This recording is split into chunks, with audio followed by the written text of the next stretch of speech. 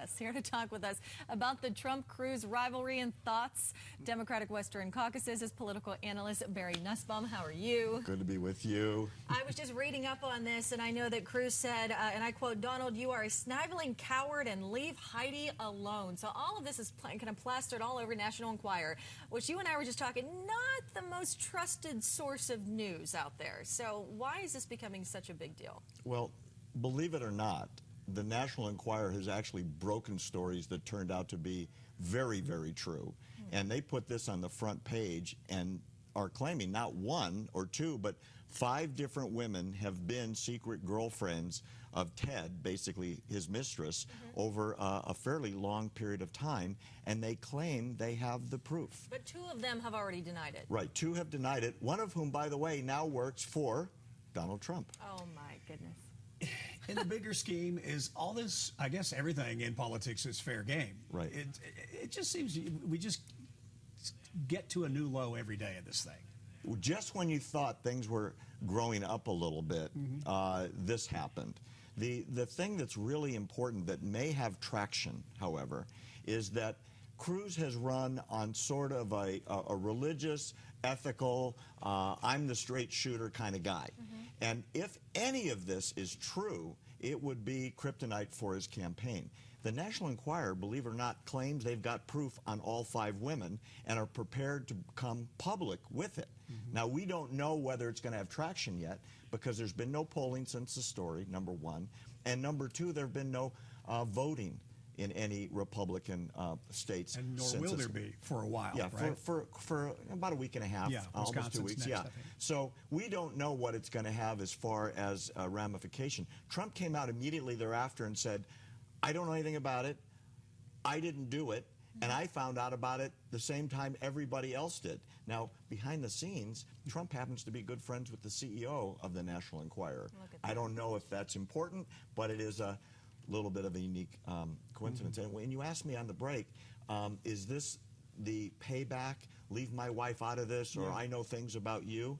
I'm curious, as are you, whether or not that is the true story. Because Melania, his wife, Trump's wife, they were sending out, they being the Cruz campaign, do you want her to be your first lady? And it was a kind of a racy pictorial she had done in some national magazines. I mean, she's a professional supermodel, but the allegation was that she's beneath the dignity of being a first lady. So Trump says, no, this isn't payback. I had nothing to do with it, but it was also awful coincidental that it took place. 3 days later. 3 days later. And isn't it out there circulating that Melania would be the first woman to have nude photos? First lady? Yeah, and the first supermodel in the White House, and the first lady of that stature in several hundred years, born in a foreign country.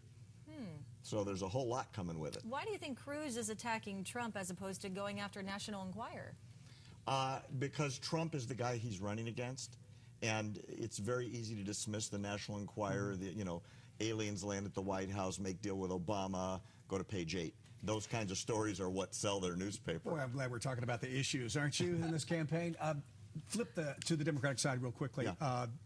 Sanders is winning states. Is it going to matter in the end? You know, there's a really, really important procedural discussion that's now surfacing. If you take out the superdelegates, Sanders and Clinton are really close. He's, as you said, if he takes Hawaii today, he will have won 5 out of the last 6 primaries. That's a lot of momentum at the back of Bernie Sanders. And he didn't just win today. He crushed Hillary in Washington, as you just mentioned the numbers. And that's a decent-sized state. 101 delegates today. He crushed her in Alaska. And from what they're saying in early results out of Hawaii, he'll probably take Hawaii too. And you know what's interesting in Hawaii today? They're running a very well-produced video by a local congresswoman, Tulsi Gabbard, who was the DNC vice chair, who resigned just so she could endorse Bernie Sanders. And the video she made really goes after Hillary on foreign policy, on Libya, on the Iraq war, and so on. Apparently it's having a big effect on voters. She's a very popular congresswoman.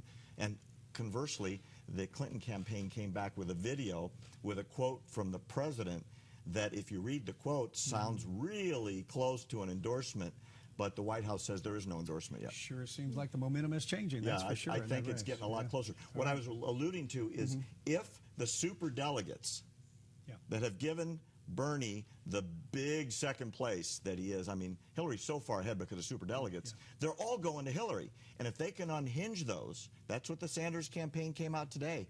We're going to go after the super delegates. None of them were elected.